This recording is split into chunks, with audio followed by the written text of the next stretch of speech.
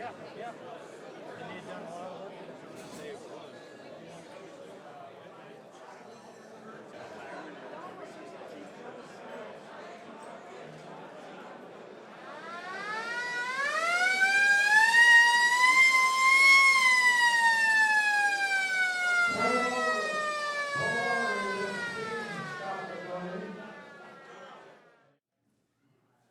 I pledge allegiance to the flag of the United States of America and to the republic for which it stands, one nation, under God.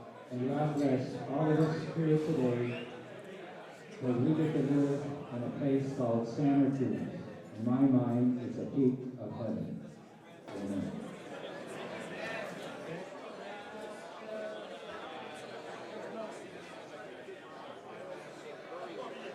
Oldtimers event.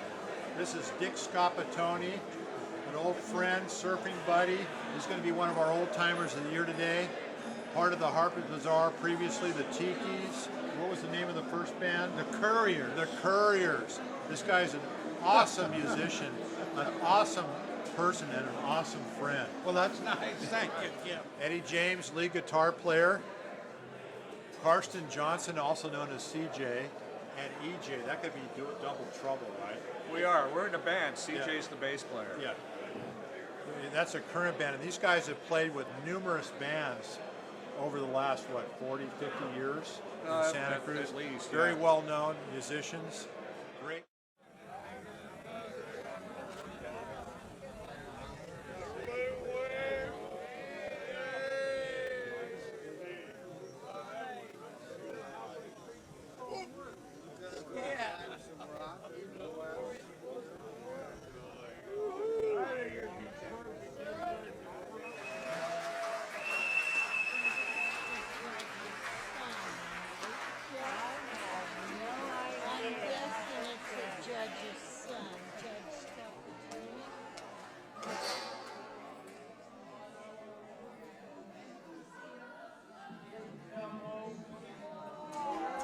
Thank you. Now listen, I've got a list of deceased members I'm going to read here of Santa Cruz County people that are well known. We're going to take a moment of silence. I'm going to read these names right now. Please be quiet. Edward Tennant, Philip Sox, Roy Seghetti, Ron D. Peterson, Gary Schofield, Gary Quilici, Salvador Maletti II, Dr. Anthony Calciano, Ken Hinton, Samuel King, William Bill Castellano, Iron Red Mogard, Dick Fazio, who was our 2019 Old Timer of the Year, Bill McDowell, Ray McCauley, Gary Rush, Doug Thorne, who was our 2011 Old Timer of the Year, Donald Griffin, Henry Christman, Lito Marietti, who was our 2013 Old Timer of the Year, John Taylor, James Ralston,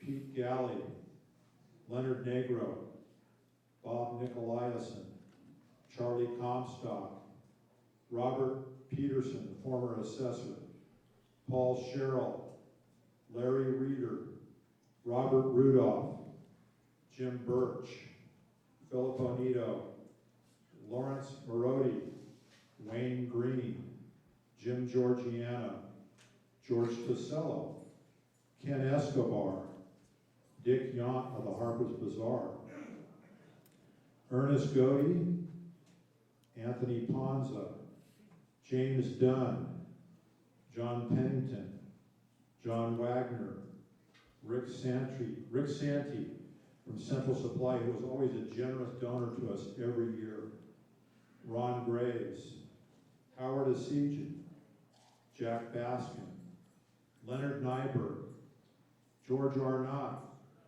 Robert Langdon, Jim Edwards, I'm getting near the end here, Dan Locatelli, Robert Tracy, Leo Bargiacchi, Tim Gallagher, John Fambrini, Earl Rue, Dave Marsuka, Jack Cross, who was our 1995 Old-Timer president, and finally Robert Squire.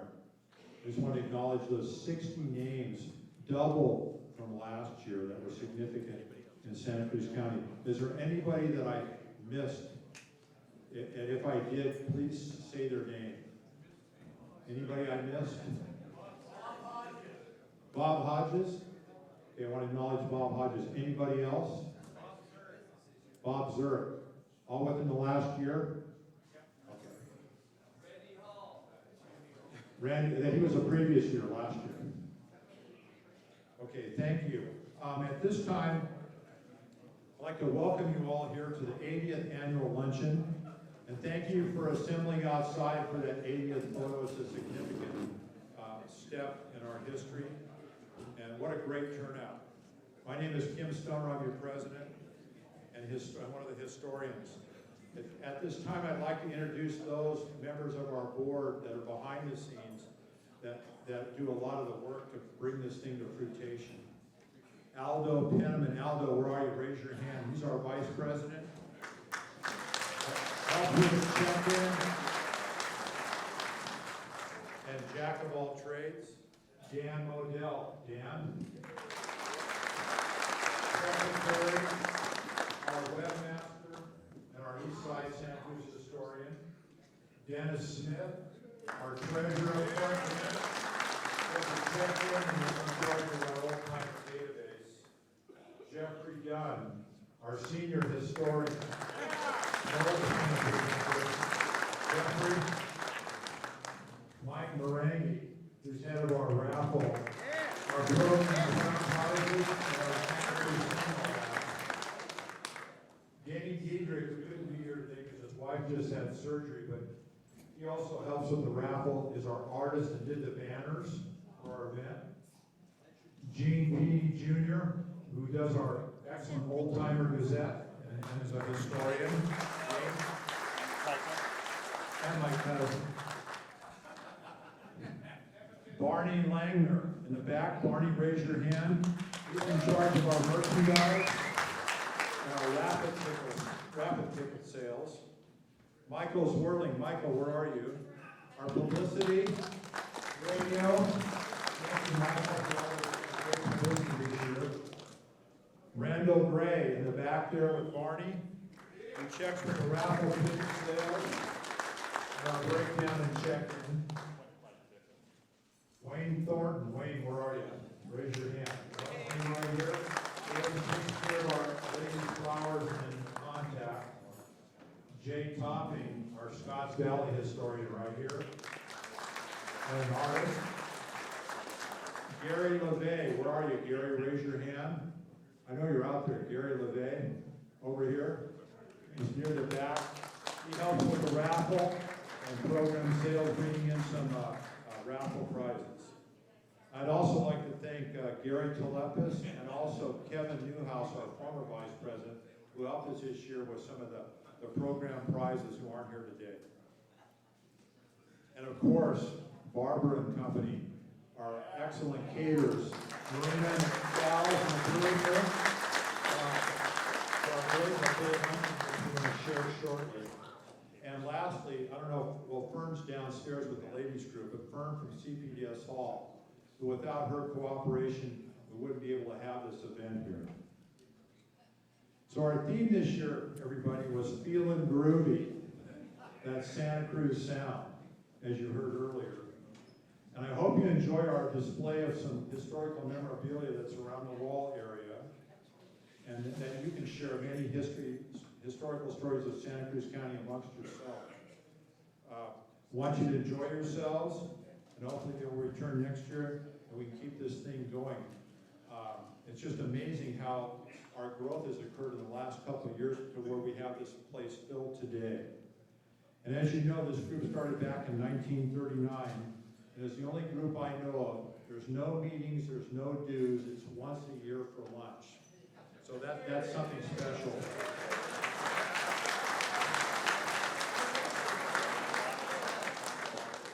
And also at this time, I'd like to thank Mike Gregorio, our videographer right here. Ned Rice, our photographer for the aerial photo. Thank you, guys.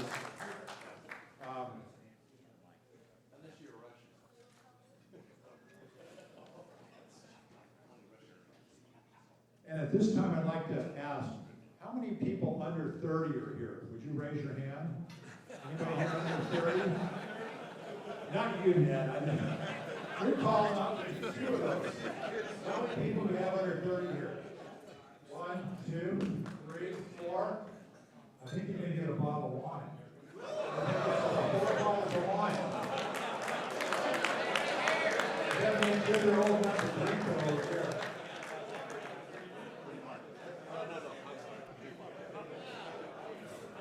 And who's our oldest member? Anybody here older than Harry Mayo? Anybody here over 90? 2? Got 2 90s? That's 2 bottles of wine. Your hands ready. 2 of our 90-year-olds. That'll keep the blood flowing.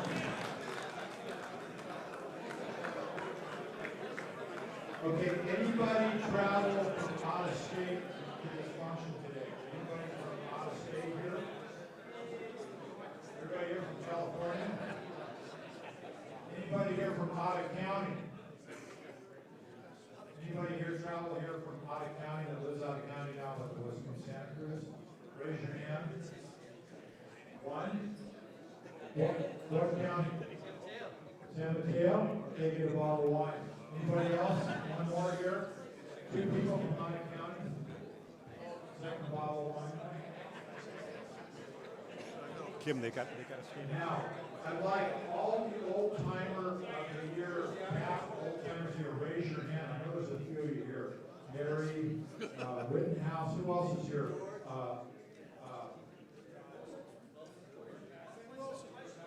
Stevens, Ben, there's 4 old timers of the year.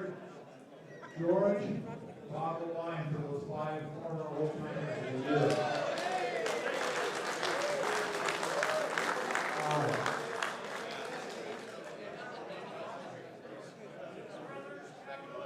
Somebody's going to have a party.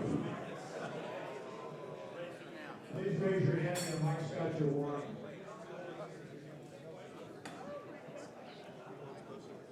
And then also, I'm just curious, how many fathers, sons are here?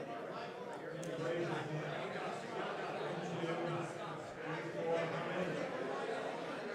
Well, we don't have enough wine for that, but I want to acknowledge all. Do we have enough?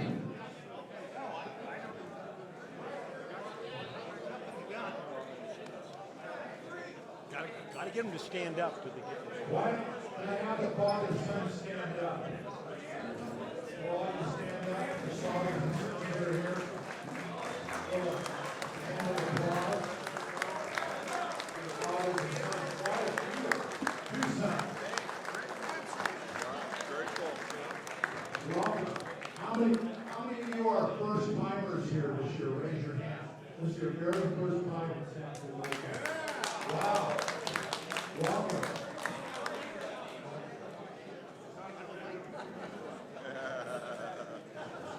And then I just want to mention something to the group here. Can I have your attention for a minute? I want to mention that over the last 2 years, I mean, at one point about 10 years ago, we were down to 88 people showing up. Today we're at 200. Okay.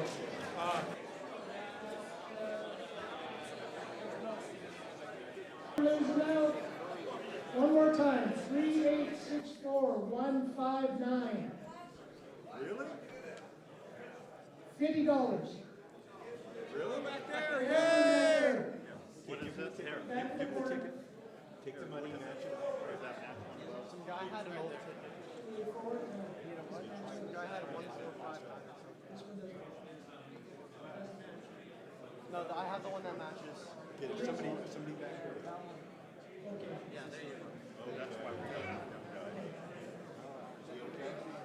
Okay, there's somebody back there. 241927. I got one there. Right there. Look at it. I thought so. Last one. What was somebody? Hey. Last $50 note. more time. I want to hear it. What do you get? 386-3774. Final call for this one. $50, 3864 106. All right, good.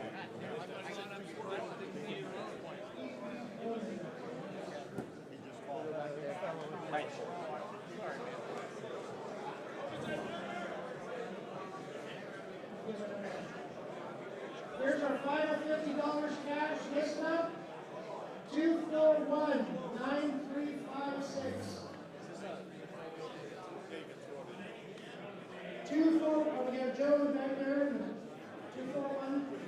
Here's the ticket. That's all of our cash.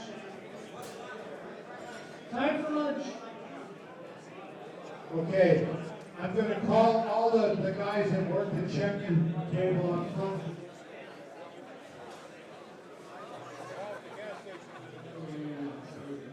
All right. Wig, turn it down. Hold it down. Right there? Yeah, much better. Thank you. You know what you're doing, Dick. All right. We are honoring 2 members of Harper's Bazaar who have lived in Santa Cruz all their lives and who really made a name for Santa Cruz in the 1960s with their music performances, and we'll be giving those honors in a second. I wanted to talk a little bit about a 3rd member of the group, Dick Yant. Many of you knew, who passed away this past year, we discovered.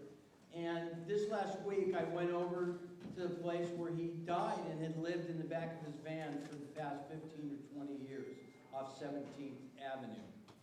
And I got these stories and I realized that, you know, I was concerned about him. Every time I'd see him, it was a little rough.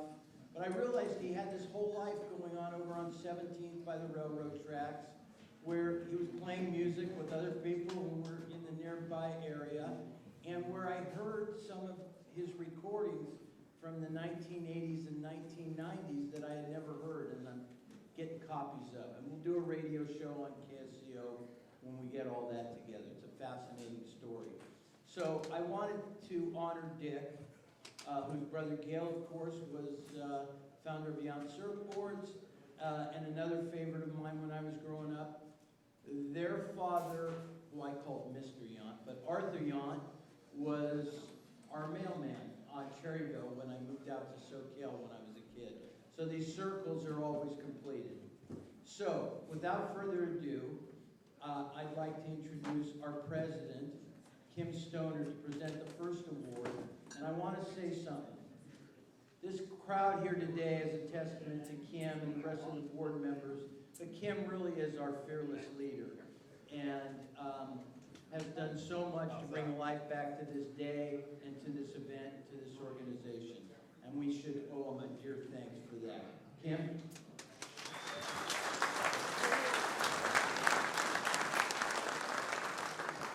I tell you, if I didn't have this group of board of directors behind me, I don't know where I would be, because there's 15 of us, and there's a lot to do to promote something like this and put the event on. So I just want to give kudos to all those other guys that are the board of directors, which I previously introduced. Please raise your hand and give these guys a round of applause.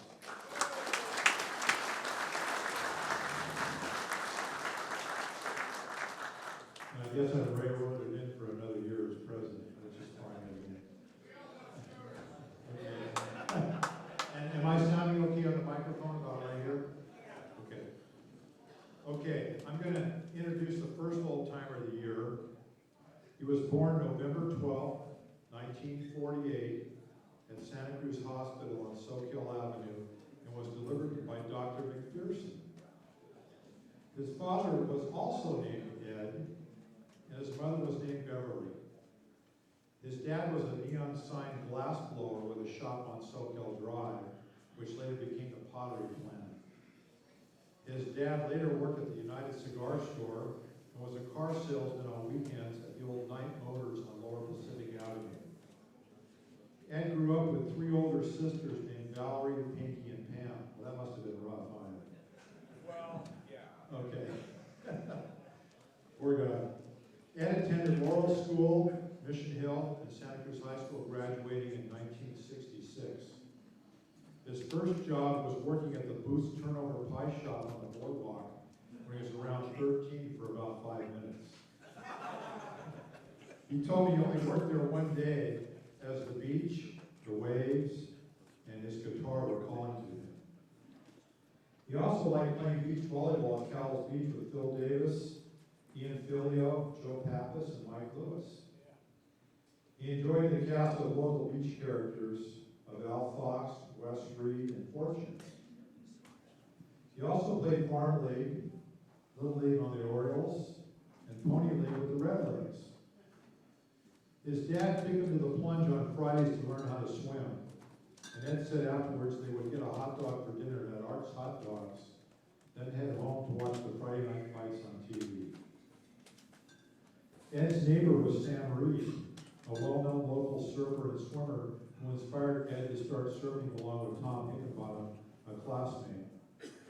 He first started when he was 11 years old in 1959 on an old balsa wood clunker about 10 feet long with a Malibu clip fin, which is a short half fin, at Cowles. His first real surfboard was shaped by Mike Winterburn under the local surf shop, which later Jack O'Neill trademarked, and it turned into O'Neill's. He purchased this board from Tom Hoy in 1960 or 61. The surfing stroke grabbed Ed, and he became a regular in the lineup at Cowles and Rivermouth. Ed was a goofy foot. For those of you who don't surf, that's right foot forward, not left. And like the peeling lefts at Rivermouth. Later, Ed was a member of the yacht surf team, the Santa Cruz Longboard Union, the West Side Longboard Coalition, and the West Wind Surf Clubs. I first met Ed surfing at Cowles back in the early mid-1960s. Ed also liked body surfing at Rivermouth and the Pinnacle side during the summer months, and hanging at the beach. He also liked sailing on multi-hull sailboats, cats and trimarans, and participated in some sailboat races here and on San Francisco Bay. I was fortunate to sail with Ed many times on Dan Casino and Alan Souza's multi-hull sailboats. Now to music. Ed first started playing music, lead guitar at 14. His first real paying gig job was when he was 15, when he joined the Tikis and played at the Coconut Grove. He continued playing music with the guys later. The group became the Harper's Bazaar. They went on to Hollywood, recorded albums, and started touring the United States. I asked Ed to share a story or two with me about being on the road, which he said was difficult at times, but lots of fun also. He said one time they were headlining a state fair in one of the Great Lakes states, and they had a huge crowd around a giant circus tent. Danny Munn was one of their roadies, and as the band finished their concert, Dennis backed up the box truck to load the equipment next to the edge of the tent flap opening. They always rented a station wagon and a box truck to travel to their concerts. Dennis was the truck driver, and after they finished loading the box truck, both vehicles drove off. Unfortunately, the box truck bumper caught the rope and stake corner holding up the large tent, and a portion of the tent collapsed on the people who were still inside. The boys were scared and kept driving away. There was no police pursuit, and no one was hurt, as they later found out. Okay, thank you. Another story was the first wedding anniversary of Mia Farrow and Frank Sinatra. Harper's Bazaar was Mia's favorite band, and the group was asked to play at their party at Chasen's in Hollywood. Chasen's was a well-known watering hole and restaurant for the elite down there. Mia, as you remember, was a famous actress in the TV show Peyton Place. Ed said the band set up and there was a separate large table for the Rat Pack guys and their wives/dates. Dean Martin, Peter Lawford, Sammy Davis,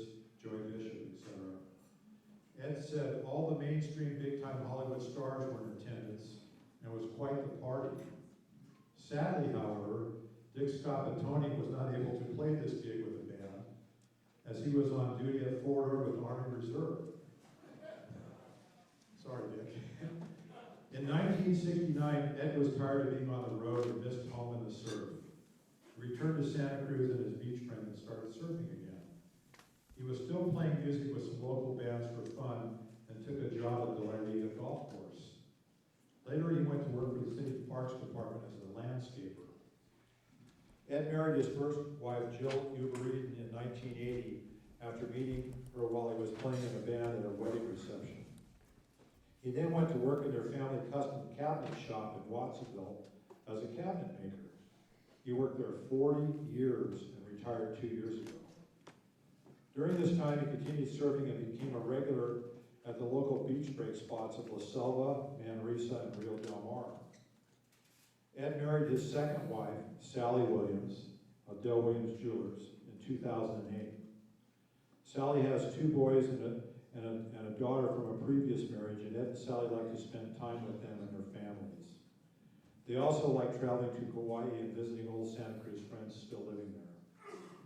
When I asked Ed about a favorite guitar or surfboard he preferred, he said he had ridden so many boards and played so many different types of guitars over the years that he liked them all.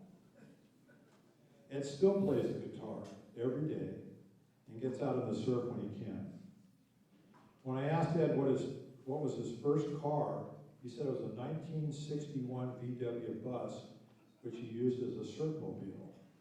I asked him what was his favorite vehicle over all those he owned, and again he said the 1961 VW bus.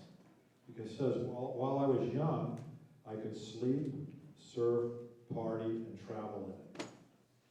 In closing, as a kid growing up on Lower Highland Avenue, Ed said he spent a lot of time playing in Evergreen Cemetery with the neighbor kids, and never thought he would be honored at the CPDS Portuguese Hall right across the street. So I'm honored to present Mr. Ed James as one of our 2020 Old Timers of the Year.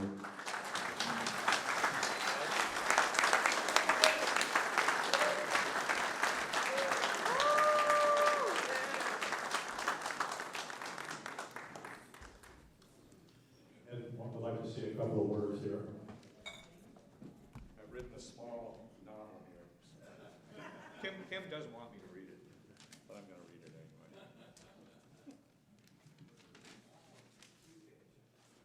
2.5. Kim forgot the part where I became a brain surgeon. How's that for a life story? You know? He played the guitar and surfed. Perfect. Yeah, it's pretty good, actually. Anyway, I'd like to thank Kim and Jeff for choosing to honor my old pal Scap Boy, as we like to call him. He got the name from Hank Librant, if you remember Hank. Yeah. Our little group of teens were going to Librant Fusion, and for clothes, you know, we thought we gotta be cool, so we'll go get some clothes. Scap was our leader, and we'd walk in, and old Hank Librant would say, "Hey, Scap Boy, how you doing? How you doing, Eddie Boy, Dickie, and all the guys." Anybody remember Hank? Yeah. Derby sweaters and Levi's on a Saturday. Yeah. Anyway, I'd like to thank Kim and Jeff for choosing to honor us, and I'm going to read from now on. I can just imagine the two of them sitting around wondering who this year's victims were going to be. Well, here we are, Scap and I. The first thought I had when they approached me about this was, will I have to get up and say something in public, which I have a morbid fear of doing, but I'm doing it. The same feeling I get when a dear friend or a relative dies, and I know that if I don't get up and say something, I'll never live it down. So again, here we are. Kim and I had a Friday get-together just the other day to discuss how this might go, and he suggested I think of one classic Harper's Bazaar experience to relate to you all, and have that be it. Well, the whole experience of it, first meeting my new musical friends, then forming our band, the Tikis, which morphed into the Harper's Bazaar, and then magically hitting the big time was beyond all our wildest dreams.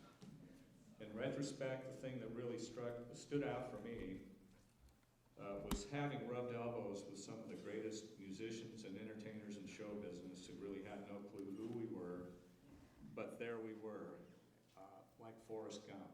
And when I think back about it, and the people we were around and where we were, I see that movie Forrest Gump, and I'm Forrest in it. So this got me to thinking about how we actually got there, and the kind of luck you have to break into show business. So I was considering that, and then I started thinking about how my luck really began when my parents moved to Santa Cruz in 1942. I was born in 1948 in the old hospital, like Kim said. And I'm talking about luck. I have to say my first brush with Lady Luck was bad. When my buddy Todd Booth from down the street beat me up at my birthday party when I was 5. And he was 4. That still irks the hell out of me. His sister Barbara's downstairs right now. Todd, are you out there?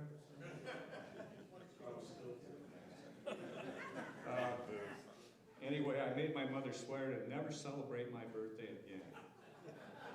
Anyway, after that, my luck improved. My family home, as Kim said, was right up around the bike trail on Highland Avenue. When I was 9, my farm league baseball career began, and we won our first game of the season, defeating a team of hard-nosed kids who didn't take it lightly. They planned a gang beatdown on me and surrounded me right out here on the bike trail as I walked home. As it turned out, I was miraculously saved by a parent, I think it was Bob Ballard, who was driving around the bend right out here and happened to look up the trail, and he witnessed the beginning of this Rat Pack attempt on me. And he ran out and he saved me, and I walked home. And, hi Mom, hi Dad, I'm home. Anyway, he saved me just in the nick of time. I call this experience the beginning of my good luck. The next episode came when I was 10 years old or so, shooting bows and arrows over here in Wagner Grove with my pal John Panatone. I had a wimpy little Robin Hood bow with target arrows, while Johnny had a real hunting bow with real hunting arrows. He used to love scaring the hell out of me by pointing the bow with the arrow in it right at me. But he wouldn't release, he hadn't pulled the string back. He would get a big fright out of me, a big laugh, and then he'd turn sideways and I'd see the string. He hadn't pulled it back. So, okay. Well, one time we were up here in Wagner Grove, and I was up at the upper end of the little canyon there, and he was down at the lower end where the entry road comes in. And he pulled his little prank. He got that big bow with that big hunting tip on it, the big barbs, razor sharp. I don't know how far away it was, quite a ways. And he's doing this thing and getting my attention, and I just had a bad feeling. So I crouched down as low as I could, and sure enough, here comes that arrow. I saw that little dot up in the sky. He just sort of lobbed it up the canyon, got down as low as I could, and the arrow, had I not done that, would have hit me right in the chest. So, rather than get mad, I was shocked by my good fortune. My whole tale is about luck. And I called him up and I said, "Hey man, look at this. You almost killed me, but look where the arrow hit. I'm not dead." It was a good thing. Anyway, it's not the kind of thing you go home to your mom and dad and say, "Hey, John Panatone almost killed me." You just go home thinking, "God damn, I was lucky. That was a good thing." Anyway, I said to my mom, "Just another day with Johnny in the forest, Mom." Anyway, my luck has been pretty good in the 61 years since then. But what I really want to say is I think the real luck for us all is living here by this beautiful bay. It's a good place to begin, and it's a good place to end. So anyway, what luck. Thank you. Thank you.